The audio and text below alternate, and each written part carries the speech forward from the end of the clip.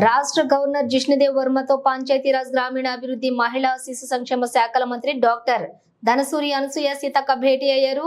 ములుగు గ్రామ పంచాయతీని మున్సిపాలిటీగా మారుస్తూ assembly pass చేసిన బిల్లును ఆమోదించాలని వినతి పత్రం సమర్పించారు. మంగళవారం నాడు ఖానాపూర్ ఎమ్మెల్యే వెడ్మ బొజ్జు పటేల్ తో కలిసి రాజ్ భవన్ లో గవర్నర్ తో సమావేశమయ్యారు. ములుగు మున్సిపాలిటీ అంశంతో పాటుగా ఆదిలాబాద్ జిల్లాలోని జైనూర్ ఘర్షణ వివరాలను కూడా గవర్నర్ కు వివరించారు. ములుగును మున్సిపాలిటీగా మారుస్తూ 2022లో గత బీఆర్ఎస్ ప్రభుత్వం అసెంబ్లీలో బిల్లు పాస్ చేసిందని, అయితే సాంకేతికత సమస్యలతోటి ఇప్పటి వరకు ములుగు మున్సిపాలిటీకి నోచుకోలేదని జీహెచ్ఎంసీ చట్ట సవరణల బిల్లులోనే ములుగు మున్సిపాలిటీ అంశాన్ని చేర్చారు. జీహెచ్ఎంసీలో కోఆప్షన్ సభ్యుల సంఖ్యలను 5 నుంచి 9కి పెంచుతూ, మైనారిటీ కోఆప్షన్ సభ్యుల సంఖ్యను 2 నుంచి 5కు పెంచుతూ చట్ట సవరణ చేశారు. అదే బిల్లులో ములుగు మున్సిపాలిటీ అంశం ఉండటంతో బిల్లుకు అప్పటి గవర్నర్ తమిళిసై సౌందరరాజన్ ఆమోదం తెలపలేదు. ఆ తర్వాత రాష్ట్రపతి కార్యాలయానికి బిల్లును పంపారు. దీంతో అప్పటి నుంచి బిల్లు పెండింగ్ లోనే ఉండిపోయింది. దీంతో ఆ బిల్లును ఆమోదించేలా చొరవ చూపాలని మంత్రి సీతక్క గవర్నర్ ను విజ్ఞప్తి చేశారు.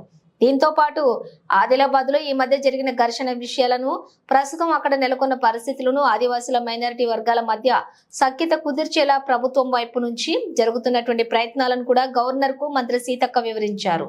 గిరిజన ప్రాంతాల ప్రత్యేక పాలనా అధికారిగా ఆదిలాబాద్ లో పర్యటించాలని గవర్నర్ ను సీతక్క కోరగా గవర్నర్ సానుకూలంగా స్పందించారు. అనంతరం మీడియాతో సీతక్క మాట్లాడారు.